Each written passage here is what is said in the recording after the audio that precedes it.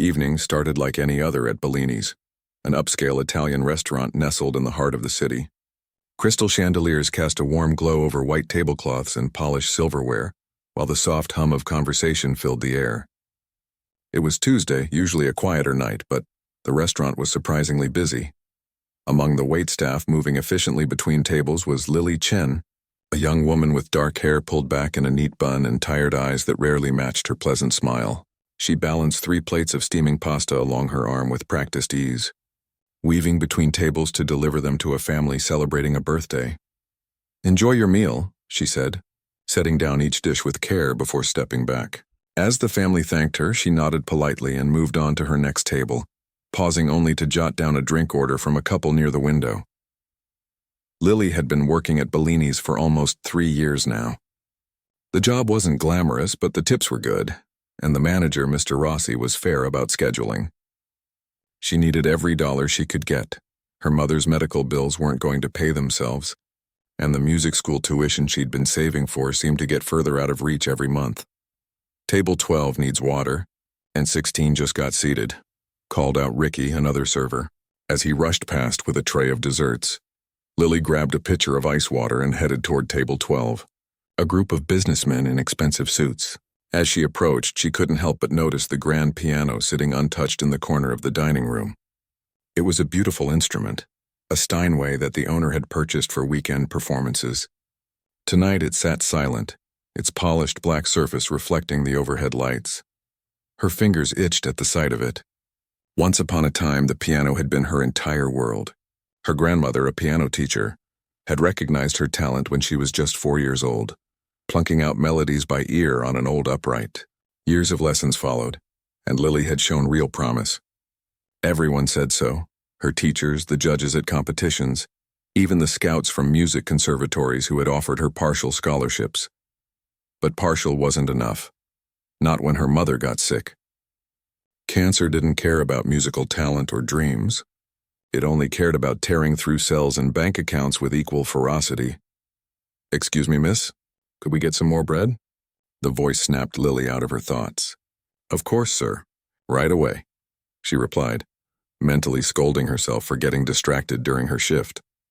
As she walked back to the kitchen, the front door of the restaurant swung open, and a gust of autumn air swept inside along with a group that immediately caught everyone's attention. At the center was a tall man with salt and pepper hair and a confident stride. Even if she hadn't recognized his face from technology magazines and television interviews, Lily would have known he was somebody important from the way Mr. Rossi practically sprinted across the restaurant to greet him. "Mr. Harrington, what an unexpected pleasure. We weren't notified you'd be joining us tonight." The man, Thomas Harrington, tech entrepreneur and founder of Horizon Innovations, waved off the concern with a relaxed smile. "Last-minute decision, Antonio. Just closed a deal and thought we'd celebrate. You have room for us, don't you? For you, always. Please follow me to our private dining area." Lily watched as Mr. Rossi led Harrington and his party, 7 people in total, all dressed expensively, to the restaurant's exclusive back room. Reserved for VIPs and special events, it had its own small bar, and she knew another piano, a baby grand that matched the one in the main dining room. "Lily." Mr. Rossi gestured urgently as he passed the service station. "I need you on the Harrington party. Right now." Her heart sank a little. The private dining room meant running up and down the back stairs to the kitchen, rather than using the more convenient service door near the main dining area. Her feet, already aching in the mandatory black heels, protested silently. "Yes, sir," she said, quickly grabbing fresh menus and following him. "This is our best server," Mr. Rossi told Harrington as they entered the elegant room. "She'll take excellent care of you this evening." Harrington barely glanced at her, already deep in conversation with a woman in a sleek business suit. The others in his party were similarly engaged, excitement bubbling in their voices as they discussed something about market shares and quarterly projections. Lily quietly distributed menus, filled water glasses, and recited the evening's specials. Only one man, younger than the others with kind eyes behind stylish glasses, actually looked at her while she spoke. "The risotto sounds amazing," he said. "Is it as good as I'm imagining?" She smiled genuinely for what felt like the first time that night. "Even better. Chef Roberto makes it with wild mushrooms he forages himself. Sold, the man said, returning her smile. Over the next hour, Lily moved efficiently between the private room and the kitchen, bringing out appetizers, taking entree orders, and keeping wine glasses filled. The group grew louder and more celebratory with each course. From snippets of conversation, she gathered they had just successfully completed some kind of merger worth millions. As she cleared the remains of their entrees, Harrington leaned back in his chair, swirling the last of an expensive Barolo in his glass. His gaze wandered around the room and landed on the piano in the corner. "No entertainment tonight, Antonio?" He called out to Mr. Rossi, who had stopped by to ensure everything was satisfactory. "I do apologize, Mr. Harrington. Our pianist only performs on weekends. Had we known you were coming—" "It's fine," Harrington cut him off. "Just seems a shame to have such a nice instrument sitting there unused during a celebration." Lily kept her head down, stacking plates onto her tray while trying to be as invisible as possible. As she lifted the heavy tray, she began humming softly to herself, a habit she'd developed to help maintain her balance while carrying heavy loads. It was the opening melody of Chopin's Ballade No. 1, a piece she'd been practicing in the music room at the community center whenever she could find a free hour. She didn't notice the sudden silence until she turned and found everyone at the table watching. You have a good ear," Harrington said. His head tilted slightly as he studied her. "That's Chopin, isn't it?" Heat rushed to her face. "Yes, sir. Sorry, I didn't realize I was humming. Do you play?" he asked, nodding toward the piano. "I used to," she answered, shifting the weight of the tray slightly. "A long time ago. How long?" The direct question caught her off guard. Most customers never asked servers personal questions. They preferred their staff practically invisible, there only to fulfill needs then disappear. "I studied for about 15 years, but I haven't played seriously in almost 3. Harrington's eyebrows rose slightly. 15 years is a serious commitment. "Why'd you stop?" Mr. Rossi looked increasingly uncomfortable with this line of questioning but didn't dare interrupt. "Life happened," Lily answered simply, not wanting to share her personal struggles with strangers. "I should get these dishes to the kitchen." As she turned to leave, Harrington spoke again. "What's your name?" Lily Chen." He nodded thoughtfully, then turned back to his companions. Relieved, Lily hurried to the kitchen with her heavy tray. When she returned with dessert menus, the group was discussing music. The kind-eyed man was apparently a classical music enthusiast and was telling a story about a concert he'd attended at Carnegie Hall. "The performer was incredible," he was saying. "Played entirely from memory, 3 hours without sheet music." "That's nothing special," said a woman with a short blonde bob. "All concert pianists play from memory. It's expected." "Not just expected, necessary," Lily murmured before she could stop herself. They all turned to look at her again. "I mean," she continued, feeling she needed to explain, "when you're performing at that level, the music has to be part of you. Reading from sheets creates distance between the player and the piece." There was a moment of silence before the kind-eyed man smiled. "Exactly. That's exactly what I was trying to say." Harrington was watching her with new interest. "You sound like you know what you're talking about, Lily. Why don't you play something for us?" The suggestion hung in the air like a challenge. Lily felt her heart rate quicken. "Oh, I couldn't possibly. I'm working and it's been years." "I'm sure Antonio wouldn't mind," Harrington said, looking to Mr. Rossi. "Would you?" Put on the spot, the manager forced a smile. "Of course not, if Ms. Chen is comfortable. Though perhaps after she's finished serving dessert." "I really shouldn't," Lily protested weakly, though part of her longed to feel keys beneath her fingers again. "I'm very out of practice.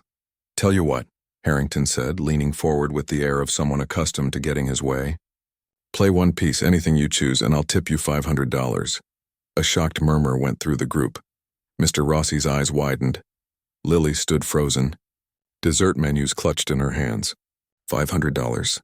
That was nearly a week's wages, including tips. That was half of her mother's monthly medication cost. That was a significant dent in her music school savings.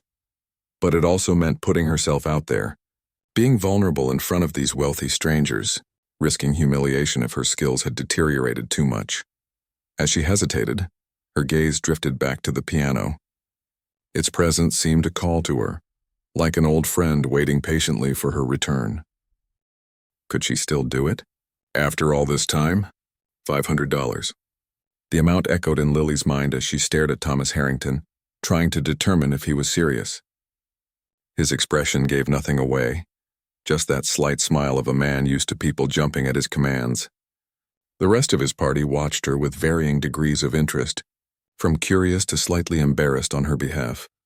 Mr. Harrington, she began carefully. That's very generous, but make it 1,000, he said, pulling out a sleek leather wallet. $1,000 for one song. A small gasp escaped from one of the women at the table. Even Mr. Rossi looked shocked, his professional composure momentarily slipping. Lily's throat went dry.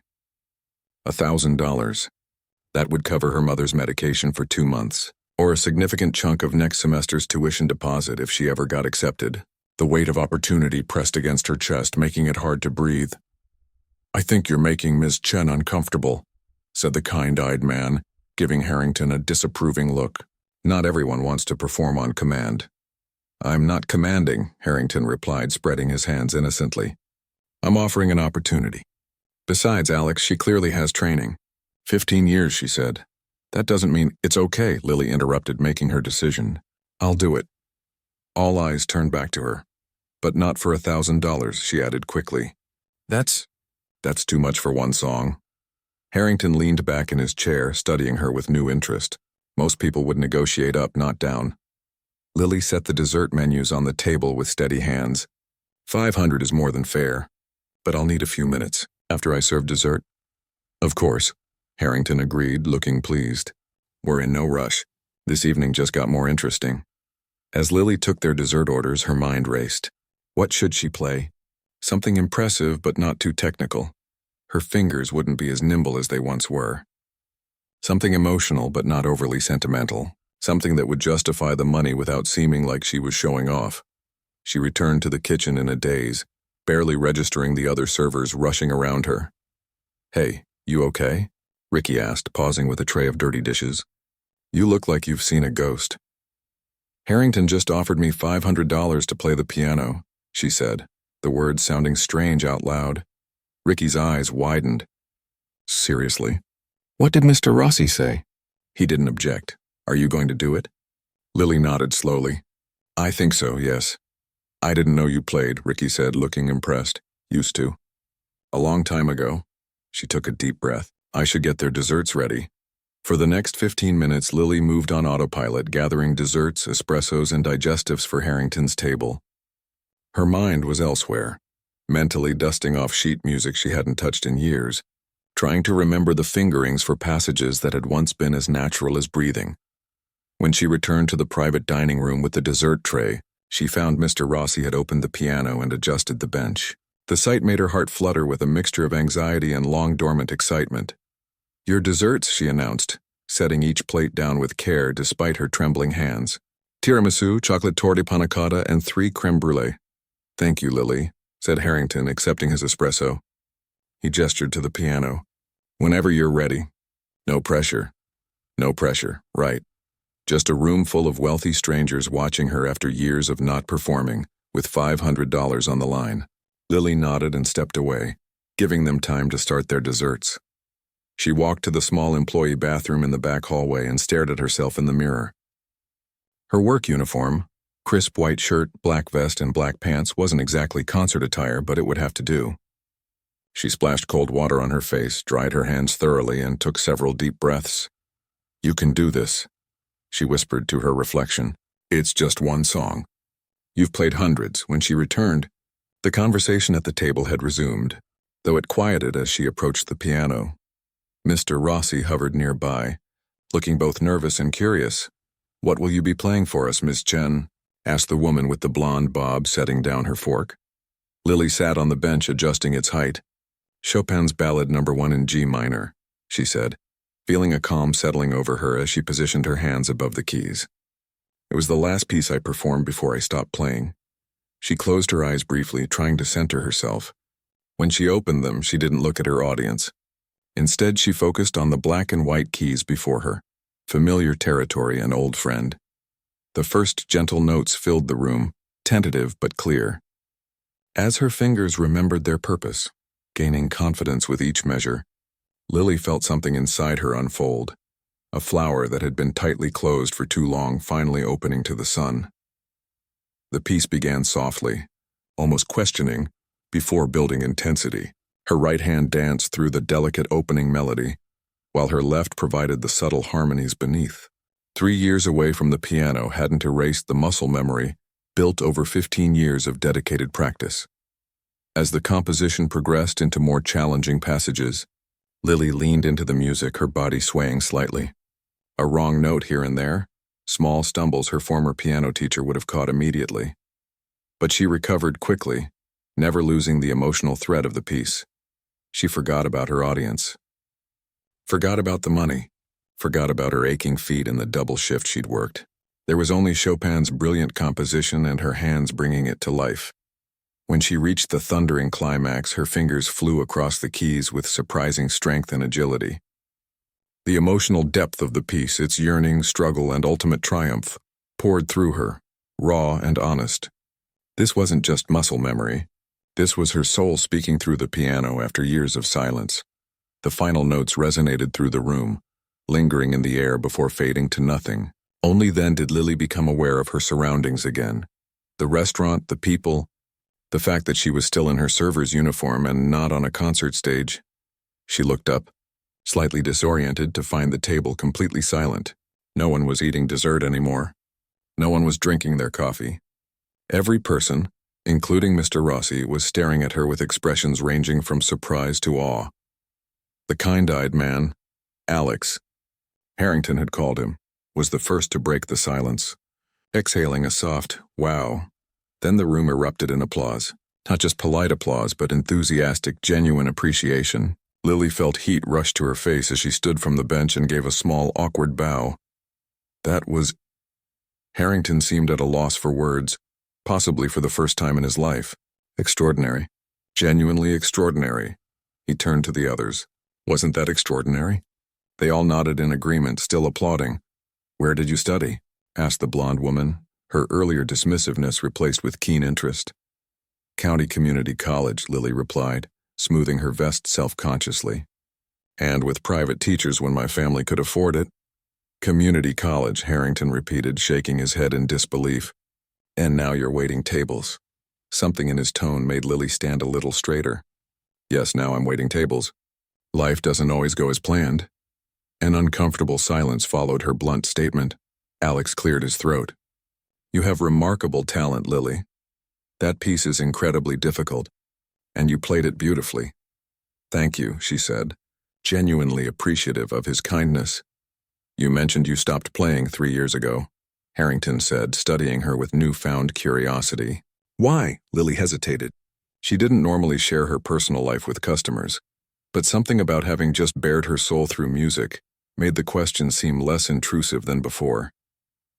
"My mother got sick," she said simply. "Cancer. The partial scholarships I was offered weren't enough to cover tuition and help with her medical bills, so I postponed music school. I thought it would just be for a year, but..." She shrugged. 1 year turned into 3. The table fell silent again. "Is your mother?" Alex began gently. "She's still fighting," Lily answered. "The treatments are working, but they're expensive. Insurance only covers so much." Harrington was watching her with an unreadable expression. Then he reached into his inner jacket pocket and pulled out not his wallet but a checkbook.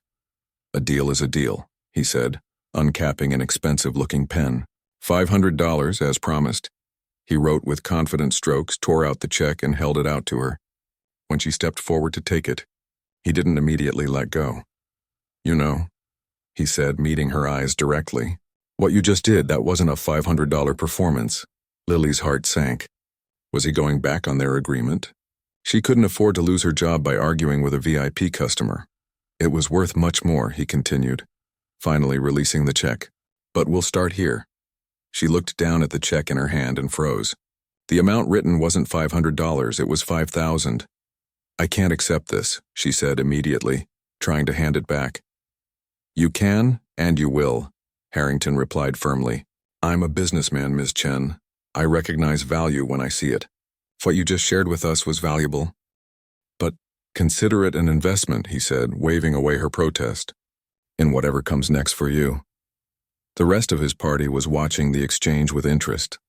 Lily stood there, the check in her hand, feeling impossibly heavy for such a small piece of paper. $5,000. It was more money than she made in 2 months of full-time work.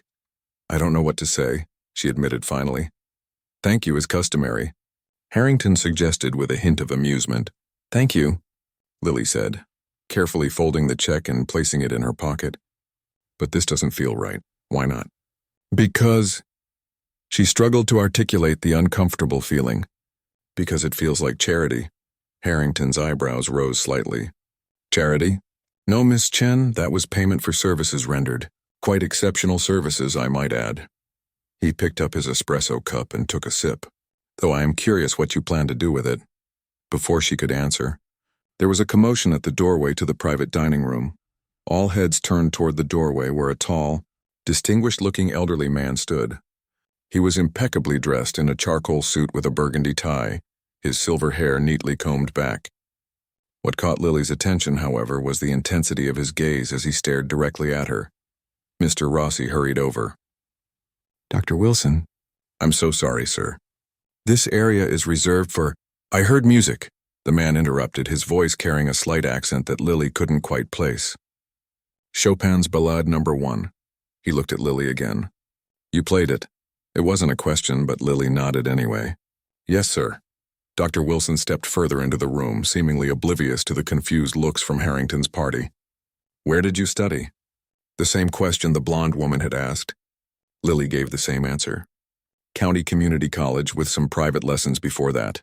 The man's eyebrows rose. And your teachers? Mrs. Abernathy for my early years. Then Dr. Reynolds at the college. Recognition flickered in his eyes at the second name. Philip Reynolds? Yes, do you know him? Indeed, Dr. Wilson said. He studied under me at Eastman 30 years ago. He took another step forward, extending his hand. I'm Frederick Wilson, director of the Westbrook Conservatory of Music. Lily's heart nearly stopped. The Westbrook Conservatory, one of the most prestigious music schools in the country. She dreamed of applying there once before reality had forced her to set more practical goals. She took his hand, suddenly very aware of the lingering smell of garlic on her work clothes. Lily Chen, she managed to say. Miss Chen, he said, holding her gaze with remarkable intensity. I was having dinner in the main room when I heard you play. I thought at first it was a recording until I realized the interpretation was too unique, too honest. Harrington cleared his throat. Excuse me, but we were in the middle of... Thomas, Dr. Wilson said, turning to him with a smile. I didn't see you there. How's your wife? She's well, Frederick. Thank you for asking. Harrington looked between the conservatory director and Lily with growing interest. You two haven't met before? No, they answered in unison. Harrington's smile widened. Well, isn't this interesting? Dr. Wilson returned his attention to Lily. Ms. Chen, how long have you been playing? Since I was 4, she answered. But I haven't really played in 3 years. His expression registered surprise. 3 years? And you just performed that piece with such proficiency? He turned to Harrington. Did you know about her talent when you came here tonight? Pure coincidence, Harrington replied, leaning back in his chair. Though I'm beginning to wonder if there's such a thing as coincidence. The kind-eyed man, Alex, spoke up. Dr. Wilson, Lily mentioned she had to put her music education on hold. Perhaps... He glanced at Lily, then back at the conservatory director. Dr. Wilson seemed to understand immediately. Ms. Chen, if you don't mind my asking, what were your plans before you took your break from music? Lily felt slightly lightheaded. Was this really happening? I wanted to complete my performance degree, she said carefully. I was accepted at State with a partial scholarship, but I couldn't make the finances work. And now? She hesitated. Now I'm just trying to keep up with the bills. Dr. Wilson nodded thoughtfully. Would you play something else for me? Mr. Rossi, who had been hovering anxiously nearby, stepped forward. Dr. Wilson, I don't mean to interrupt, but Ms. Chen is on duty, and we have other guests. I'll cover any losses your restaurant incurs by giving Ms. Chen time to play. Harrington interjected smoothly. Consider it part of our tab tonight. Mr. Rossi's protest died instantly. As you wish, sir. Lily looked at the piano, then back at Dr. Wilson. What would you like to hear? Something different from Chopin. Bach, perhaps. Or Beethoven. She considered for a moment. I could play the first movement of Beethoven's Moonlight Sonata. Dr. Wilson nodded. An excellent choice. As Lily returned to the piano bench, she realized her hands were trembling again, but for entirely different reasons now. The first performance had been for money. Desperately needed money, yes, but still just a transaction. This felt like an audition. A completely unexpected, unprepared for audition with the director of one of the best music schools in the country. She took a deep breath, positioned her fingers over the keys, and began to play the haunting, flowing triplets of Beethoven's famous composition. The piece was less technically demanding than the Chopin, but required a different kind of emotional depth, a sustained melancholy that washed through the room like gentle waves. As she played, Lily closed her eyes, letting muscle memory guide her through the familiar piece. She'd performed this countless times over the years, for recitals, for family gatherings, for herself during lonely practice sessions. Each time the piece had felt different, colored by whatever was happening in her life. Tonight it carried all the longing of her deferred dreams, all the struggle of the past 3 years. When she finished, the room was completely silent. She kept her eyes on the keys for a moment before looking up. Dr. Wilson was watching her with an inscrutable expression. Tell me, Miss Chen, why do you play music? The question caught her off guard. It wasn't about technique or training or career goals, the usual questions she'd been asked by teachers and judges throughout her years of study. This was something more fundamental. Because, she began, then paused, searching for the right words. Because when I play, I feel most like myself. Like I'm speaking a language that lets me say things I can't express any other way. A small smile appeared on Dr. Wilson's face. That, he said quietly, is the only answer that matters. He reached into his jacket pocket and pulled out a business card. The fall semester is already underway, but we have mid-year auditions in December for January admission. He handed her the card. I'd like you to come play for the full committee. Lily stared at the card in disbelief. Are you serious? Entirely, he replied. You have a rare gift, Miss Chen. Raw talent can be found if you look hard enough. But the kind of emotional intelligence you bring to your playing, that cannot be taught. I can't afford. Let's not discuss finances yet, he cut in gently. First we determine if there's a good fit. Then we talk about how to make it possible. Harrington, who had been watching the exchange with keen interest, leaned forward. Frederick, if Ms. Chen is accepted, I'd be happy to contribute to a scholarship fund. Dr. Wilson gave him a knowing look. That's very generous, Thomas, but we have protocols for these matters. Of course, Harrington replied smoothly. Just putting it out there, Lily felt overwhelmed. 20 minutes ago, she had been just another server working a double shift. Now she was holding a business card from the Westbrook Conservatory's director and a check for $5,000 from one of the wealthiest tech entrepreneurs in the country. It didn't seem real. I don't know what to say, she admitted. Say you'll call my office tomorrow to schedule your audition, Dr. Wilson replied. The blonde woman from Harrington's party spoke up. You should do it, she said, her earlier skepticism completely gone. Opportunities like this don't come along every day. I know, Lily said quietly. And she did know. She'd spent years watching opportunities slip away, one after another, as reality and responsibilities took precedence over dreams. Well, Dr. Wilson prompted. Lily looked at the business card again, then at Harrington's check still tucked in her pocket, then at Mr. Rossi, who was watching the entire scene unfold with a mixture of confusion and amazement. I'll call tomorrow, she decided aloud, and was surprised by the certainty in her voice. Dr. Wilson nodded, clearly pleased. Excellent. And please prepare 3 pieces for the audition. 1 Bach, 1 classical, and 1 romantic or contemporary. Something that showcases different aspects of your abilities. I will, she promised, already mentally cataloging which pieces she could resurrect in the weeks before December. A thought suddenly occurred to her. Dr. Wilson, I don't have regular access to a piano for practice. I've been using the community center when I can, but their hours are limited. Before Dr. Wilson could respond, Alex spoke up. The music department at City University has practice rooms for community members. I teach economics there, but I know the music chair. I could arrange something. You'd do that? Lily asked, surprised by this additional kindness from a complete stranger. Of course, he said with a warm smile. Talent deserves nurturing. Harrington checked his watch. As fascinating as this has been, we should probably let Ms. Chen get back to her job before her manager has a stroke. He nodded toward Mr. Rossi, who did indeed look increasingly anxious about the prolonged interruption to service. Of course, Dr. Wilson said. He turned back to Lily. I look forward to hearing from you tomorrow, Ms. Chen, and hearing you play again in December. As he left the private dining room, Lily felt like she might float away if she didn't hold on to something.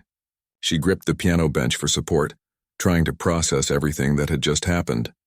Well, Harrington said, raising his espresso cup in a small toast. That was unexpected. Life-changing. Potentially, Alex added. Lily looked down at the business card in her hand, then at the faces of these strangers who had somehow upended her entire existence in the span of an hour. Thank you, she said, the words wholly inadequate for what she was feeling. Don't thank us yet, Harrington replied with a knowing smile. The hard part comes next. The hard part? Making it real, he said, his expression turning serious. Opportunities appear all the time. Ms. Chen, the difference between success and continued struggle is what you do with them. As Lily tucked the business card safely into her pocket alongside the check, she realized he was right. This incredible, unexpected evening was just the beginning. What happened next would depend entirely on her. Mr. Rossi cleared his throat. Ms. Chen, when you finished here, table 8 needs attention.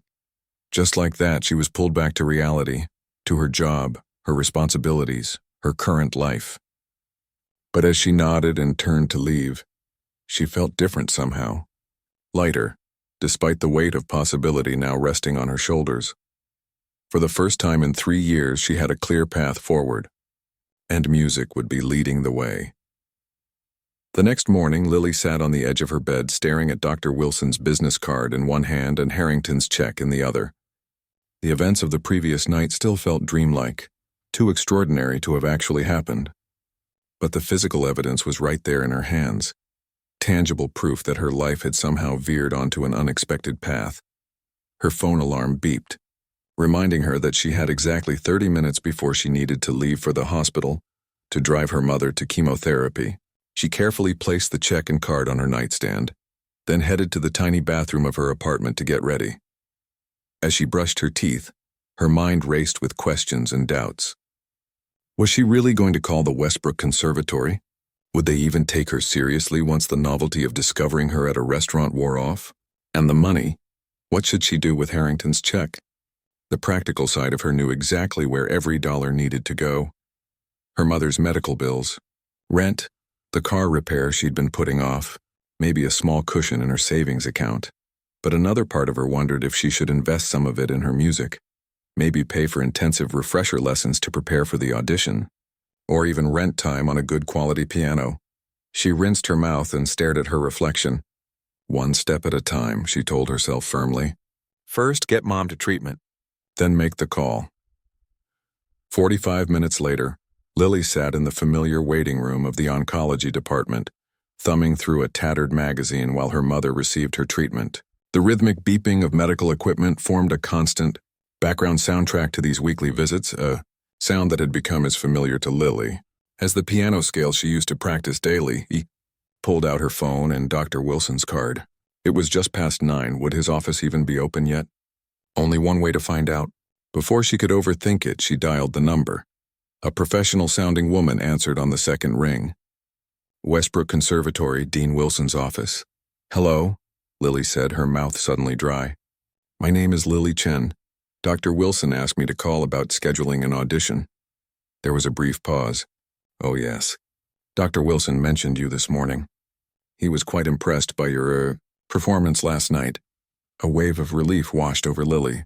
So it hadn't just been politeness or a momentary enthusiasm. That would be forgotten in the light of day. He's in a faculty meeting right now, the woman continued. But he asked me to collect your information and discuss possible audition dates. We typically do mid-year auditions the first weekend of December, which would be the 5th and 6th this year. Would either of those days work for you? Lily quickly mentally scanned her work schedule. She'd need to request time off, but Mr. Rossi would surely understand after witnessing last night's events. Yes, either day would work. Excellent. Let's pencil you in for Saturday the 5th at 2 p.m.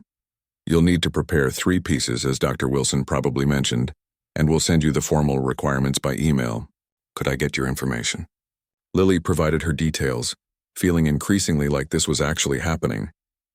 The woman on the phone was matter-of-fact, treating this like a completely normal process rather than the extraordinary turn of events it represented in Lily's life. Perfect, the woman said when they'd finished. You'll receive a confirmation email with all the details by the end of the day. Dr. Wilson also asked me to tell you that if you're accepted, there would be scholarship opportunities to discuss. That's wonderful. Thank you. As she hung up, a nurse appeared in the waiting room doorway. Miss Chen, your mother is asking for you. Lily followed the nurse down the familiar corridor to the treatment room where her mother sat in a reclining chair, an IV attached to her arm. Despite the illness that had thinned her face and body, Mei Chen's eyes lit up when she saw her daughter. How are you feeling? Lily asked, taking the seat beside her mother. Same as always during these things, her mother replied with a small shrug. But never mind me. You look different today. Did something happen? Lily hesitated. She hadn't told her mother about last night yet, partly because she'd returned home late and partly because she wasn't sure how to explain the sudden change in circumstances. Actually, yes, she began cautiously. Something kind of amazing happened at work last night. As Lily recounted the events, the dare, the performance, the unexpected appearance of Dr. Wilson, and the incredible offer of an audition, her mother's eyes grew wider. Lily, she breathed when the story was finished. That's wonderful. It's exactly what you've always wanted. I know, but no buts, her mother interrupted firmly. This is your chance. Mom, I can't just drop everything. Your treatments, our bills, those things won't go away, her mother acknowledged. But opportunities like this might. Besides, she added with a soft smile, what good is fighting this disease if I don't get to see you fulfill your dreams? Lily felt tears prick at the corners of her eyes.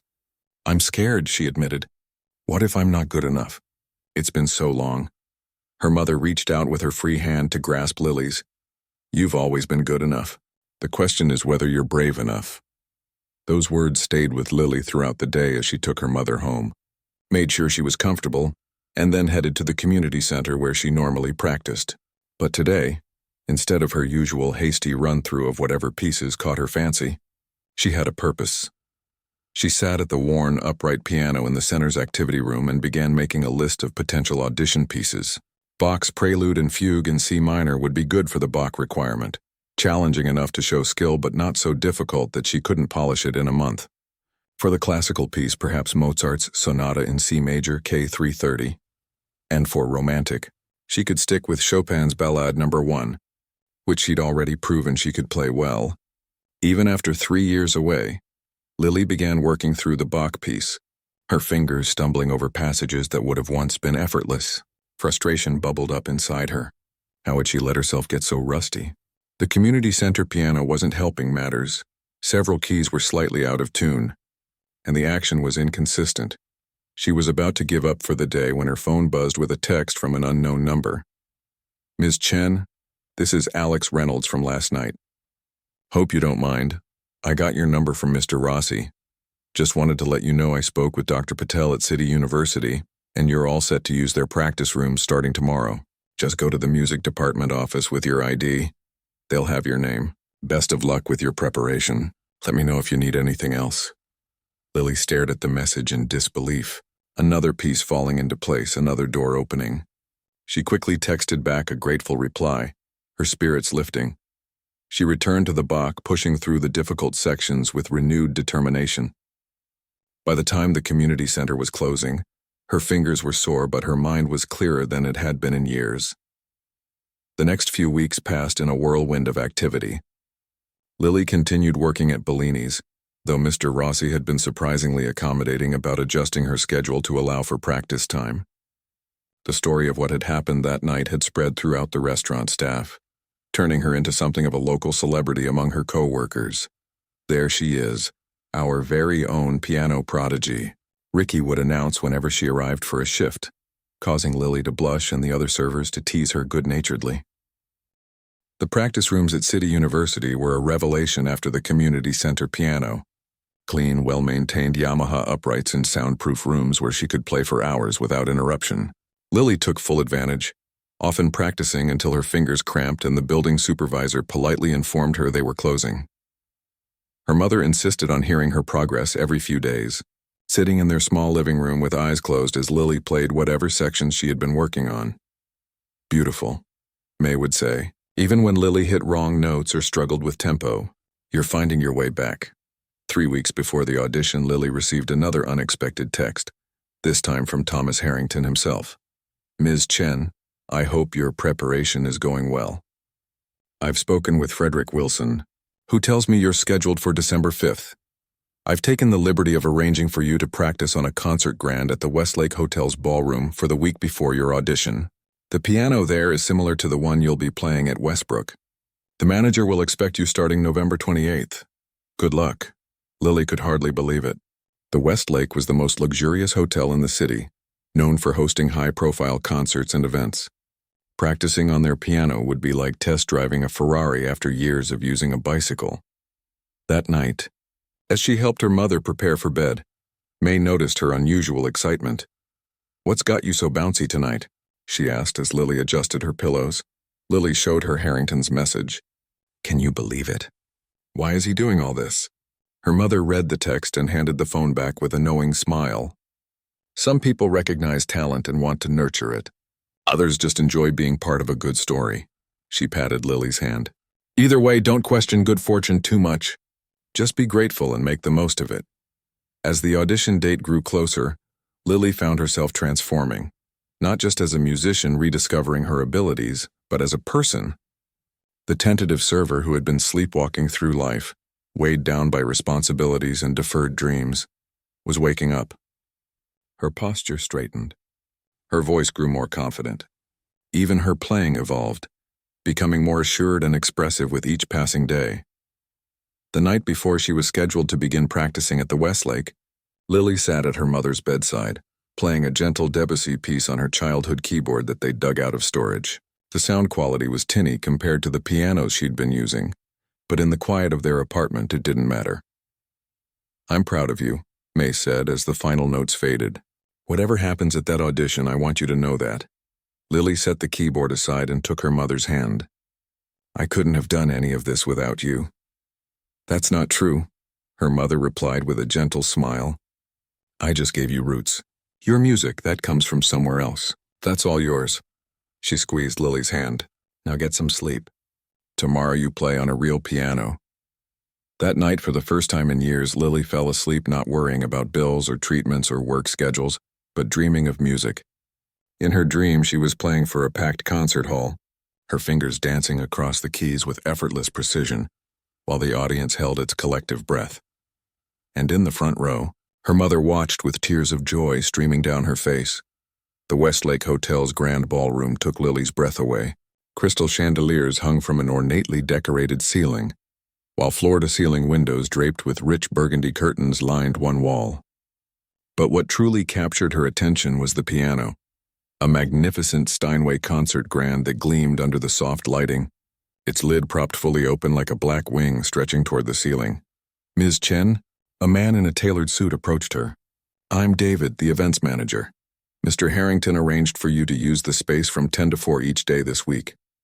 He handed her a key card. "This will get you into the service entrance and the ballroom.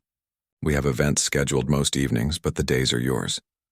"Thank you," Lily said, still overwhelmed by the grandeur of the room. "I'll be careful not to disturb anything." David smiled. "The room is soundproofed for performances. Play as loudly as you wish." He gestured toward a side door. "There's a small break room through there with a mini fridge stocked with water and snacks. Please help yourself." When he left, Lily stood alone in the massive space, feeling simultaneously tiny and powerful. She approached the piano reverently, running her fingers lightly over the fallboard before lifting it to reveal the keys, perfect ivory and ebony rectangles waiting for her touch. She sat on the bench and adjusted its height. Even this bench was superior to anything she'd used before, padded perfectly, stable, adjustable to the millimeter. She positioned her hands and played a simple C major scale. The sound that emerged was so rich, so perfectly balanced, that she stopped after just one octave, stunned by the instrument's response to her touch. This wasn't just a piano. It was an extension of the player, capable of translating the slightest nuance of feeling into sound. Lily began again, this time moving through her warm-up exercises with growing confidence. The piano responded to her lightest touch, drawing out colors and textures she hadn't been able to access on lesser instruments. By the time she moved into her Bach piece, she was no longer thinking about technique or the expensive surroundings. She was simply immersed in the music, letting it flow through her like a current. Hours passed without her noticing. She worked through all 3 audition pieces, stopping to refine difficult passages, experimenting with different interpretations, finding new depths in music she thought she knew by heart. It was only when her stomach growled loudly that she realized she hadn't eaten since breakfast. She reluctantly closed the fallboard and headed to the break room, where she found an assortment of sandwiches, fruit, and beverages. There was even a note propped against the water pitcher. "Ms. Chen, please let us know if you need anything else. Enjoy your practice time. Management." As she ate, Lily checked her phone and found 3 missed calls from her mother and a text that read, "How is the fancy piano? Call when you can." She quickly dialed back. "Sorry, Mom, I got completely lost in practicing. It's amazing here. You wouldn't believe this piano. I want to hear all about it," her mother said, her voice sounding stronger than it had in weeks. "But first the hospital called. My latest test results came back." Lily's heart sank. Had something gone wrong? Was the cancer spreading despite the treatments? "The doctor says I'm responding better than expected," her mother continued, her voice lifting with cautious optimism. "The tumor has shrunk by 30%. Relief flooded through Lily. "That's wonderful news. He says if this continues, I might be able to reduce my treatment schedule by spring." "Just in time for me to start school," Lily said without thinking, then caught herself. "I mean, if I get in." "You will," her mother replied with such certainty that Lily almost believed it too. The rest of the week followed a similar pattern. Lily arrived at the Westlake each morning as soon as the doors opened, practiced until her fingers ached, took a short lunch break, then continued until she had to leave. Each day, her playing grew more assured, more personal, less like someone who was trying to recapture past skills and more like an artist who had something meaningful to say. On Thursday afternoon, as she was working through a particularly challenging passage of the Chopin Ballade, she became aware of someone standing in the shadows at the back of the ballroom. Startled, she stopped playing. "Please don't stop on my account," said a familiar voice. Thomas Harrington stepped into the light, applauding softly. "That was beautiful, Mr. Harrington," Lily said, standing up from the bench. "I didn't know you were coming. I was in the building for a meeting and thought I'd check how you're finding the piano." He gestured for her to sit back down. "Please continue. I'd love to hear how the audition pieces are coming along." Feeling slightly self-conscious but also strangely calm, Lily returned to the bench. She decided to play the Mozart Sonata, which she felt was her strongest piece at the moment. As she played, she forgot Harrington was there. The music took over, carrying her through the familiar movements with newfound clarity and purpose. When she finished and looked up, she was surprised to find not just Harrington watching, but also Dr. Wilson and Alex Reynolds standing beside him. "Bravo," Dr. Wilson said, approaching the piano. "You've made remarkable progress in a very short time." "I didn't know you were all coming today," Lily said, confusion evident in her voice. "We weren't planning to," Alex explained with a smile. "It was a happy coincidence. Thomas and I were meeting with Frederick about a potential donation to the conservatory's scholarship fund." Dr. Wilson nodded. "A rather specific donation, targeted at students with exceptional talent who face financial barriers." He looked pointedly at Lily. "Students like yourself." Lily's mouth went dry. "Are you saying—" "We're not saying anything yet," Harrington interrupted smoothly. "The audition process must proceed normally. No special treatment." "Of course," Lily agreed quickly. "I wouldn't want special treatment." "Good," Dr. Wilson said with an approving nod. "Based on what I just heard, you won't need it." The 3 men stayed to listen to her play the Bach piece as well, offering a few gentle suggestions before leaving her to continue practicing. Their visit, brief as it was, left Lily with renewed determination. They believed in her talent. Now she just needed to prove them right. The night before the audition, Lily couldn't sleep. She paced the small living room of the apartment, running through the pieces in her mind, imagining her fingers on the keys. Her mother found her there at 2 a.m, staring out the window at the city lights. Nervous? May asked, wrapping a robe around her thin shoulders. Terrified, Lily admitted. What if I freeze up? What if I forget everything? Her mother guided her to sit on their worn couch. You won't forget. The music is part of you, it always has been. She took Lily's hands in hers, examining the long fingers that had once played for hours each day. These hands remember even if your mind gets anxious. But what if I'm not good enough? Lily whispered, voicing her deepest fear. What if I'm wasting everyone's time, yours, Dr. Wilson's, Mr. Harrington's? Look at me, her mother said firmly. You are not responsible for their decisions or their time. They chose to help because they saw something special in you, the same thing I've always seen. She squeezed Lily's hands. All you have to do tomorrow is play like yourself, not like the pianist you used to be or the one you think they want you to be. Just be Lily Chen at the piano. That's more than enough. The next morning dawned clear and cold. Lily dressed with care in the one formal outfit she owned, a simple black dress she'd worn for recitals years ago, thankfully still fitting her slender frame. Her mother insisted on coming along, despite having had a treatment just 2 days earlier. Wild horses couldn't keep me away, she said as Lily helped her into the car. The Westbrook Conservatory was housed in a stately brick building with white columns and large windows. Inside, the wood-paneled hallways echoed with distant music, students practicing in faraway rooms, preparing for their own moments of truth. Lily checked in at the reception desk, where she was given a visitor badge and directed to a waiting area. Several other audition candidates sat there, some flipping through sheet music, others staring into space with the glazed look of nervous performers. A young woman with a clipboard appeared. Lily Chen, you can warm up in practice room 3 for 20 minutes, then we'll bring you to the recital hall. The practice room contained an upright piano, not nearly as fine as the Steinway she'd been playing all week, but adequate for warming up. Lily went through her usual exercises, keeping her mind carefully blank of anything but the physical sensations. The weight of her fingers on the keys, the stretch between notes, the balance of her body on the bench all too soon. The woman with the clipboard returned. They're ready for you.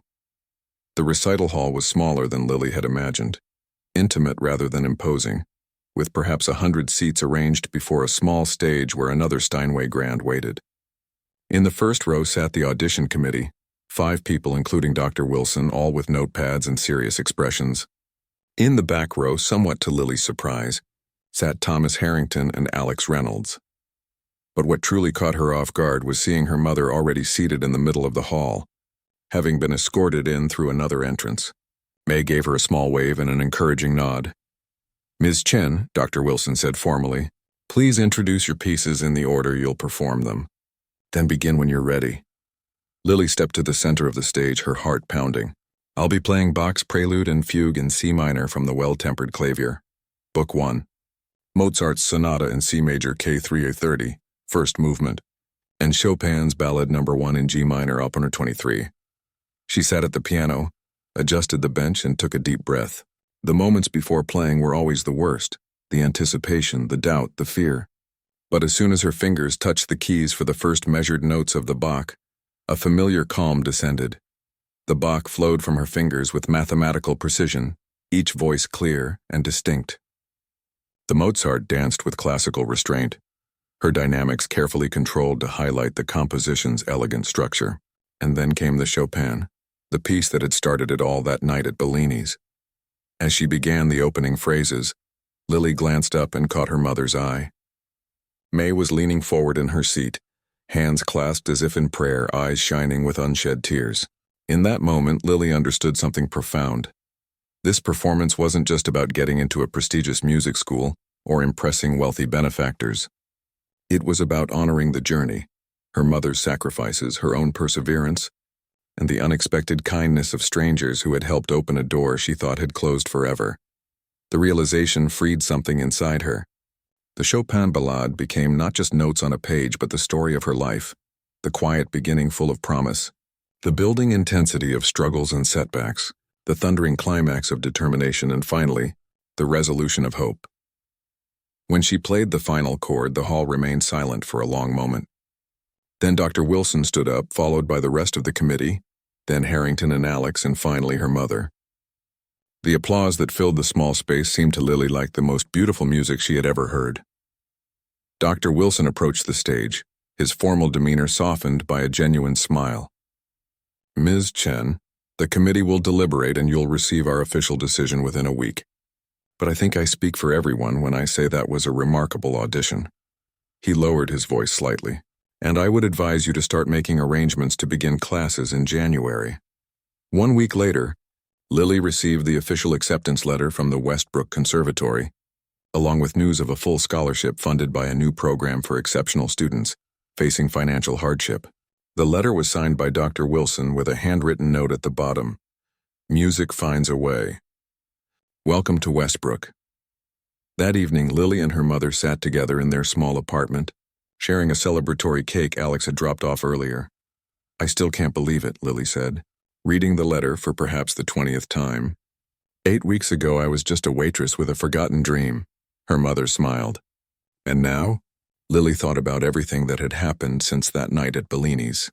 The dare, the performance, the chance encounter with Dr. Wilson, the incredible generosity of Harrington and Alex, and most importantly, her own rediscovery of the joy and purpose that music brought to her life. "Now," she said with quiet certainty, "I'm a pianist with a future."